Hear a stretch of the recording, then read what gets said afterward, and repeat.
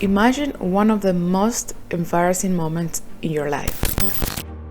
Now imagine that this event inspired an idea that changed the world forever. This is the story of how an embarrassed businessman created the first credit cards and how one company laid the foundation for a cashless future. I like to tell this story because this company actually changed the world in more ways than you can imagine. This is the story of Visa.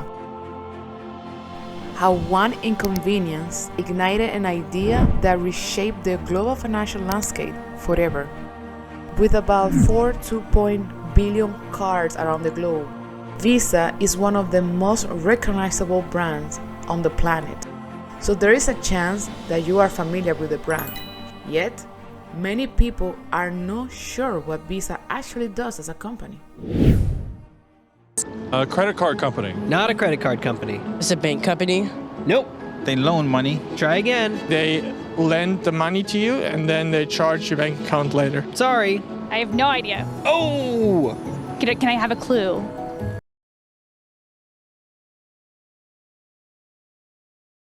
You might be familiar with online shopping and electronic payments.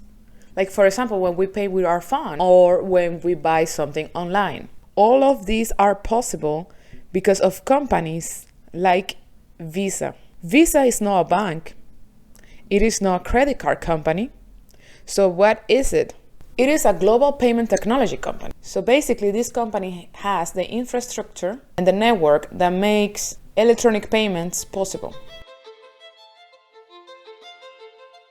Imagine you are at the store and you decide you want to buy a pair of shoes. When you make that purchase using your card, a series of activities happen behind the scenes. First, the store payment system sends your information details to their bank.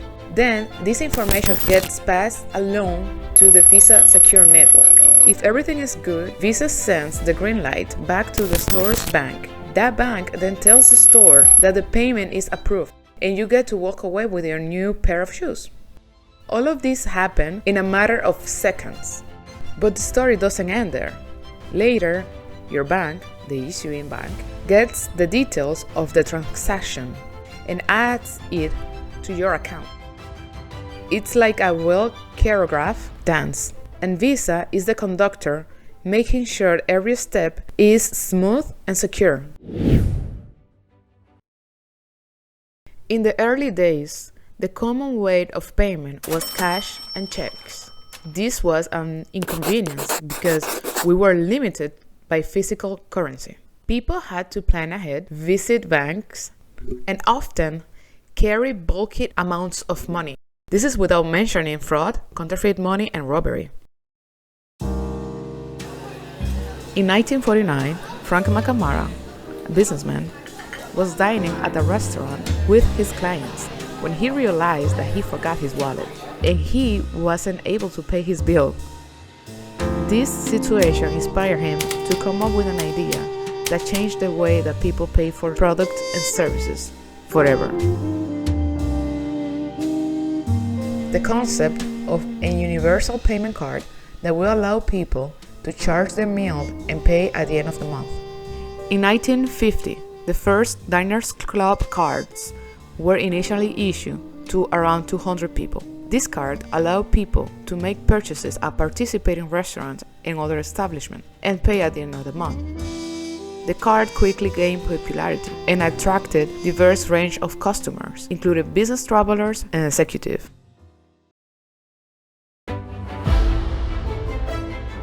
The Diners Club card success motivated many banks to take a piece of the pie. Bank of America entered the scene in the late 1950s with Bank Americard. Bank Americard, today's way to pay, presents Yuletide presents, roasted pheasants, electric choo-choo trains, Fur-lined mittens, fluffy kittens, sweet candy canes, three-wheelers, vacations in the sun, sledding, skating, party making, having fun. Bank Americard, Bank Americard, today's way to pay. Bank Americard introduced the concept of revolving credit. This enabled users to carry balance over time, as opposed to the Diners Club. It didn't come easy for Bank of America. They took a great risk.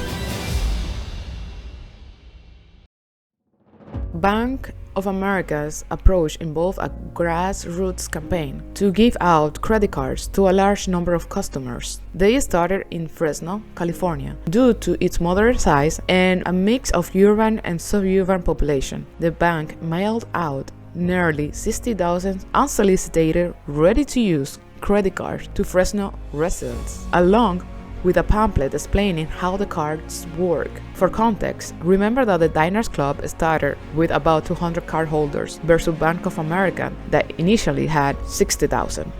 This was a daring approach from the traditional way credit was extended. This game paid off. People started using the cards, and the concept of open credit began to gain traction. The Fresno experiment demonstrated that customers were willing to embrace the idea of borrow now, pay later. But this incurred losses to the bank due to issues such as fraudulent use of the cards and customers exceeding their credit limits. Bank of America officially lost $8.8 million on the launch of Bank Americard. But when the full cost of advertisement and overhead was included, the bank's actual loss was probably around $20 million. After all the losses and struggles, the concept of credit cards gained popularity and the payment network matured. This led to the formation of Interbank Card Association in 1970. This association allowed multiple financial institutions to collaborate and build an unified global payment system.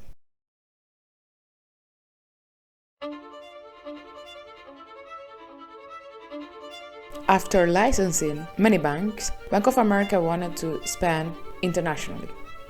During the late 1960s, Bank of America also licensed the Bank Americard program to banks in several other countries under different names: Bank Americard, Barclay Card, Carte de Charges, Sumitomo Cards, and others.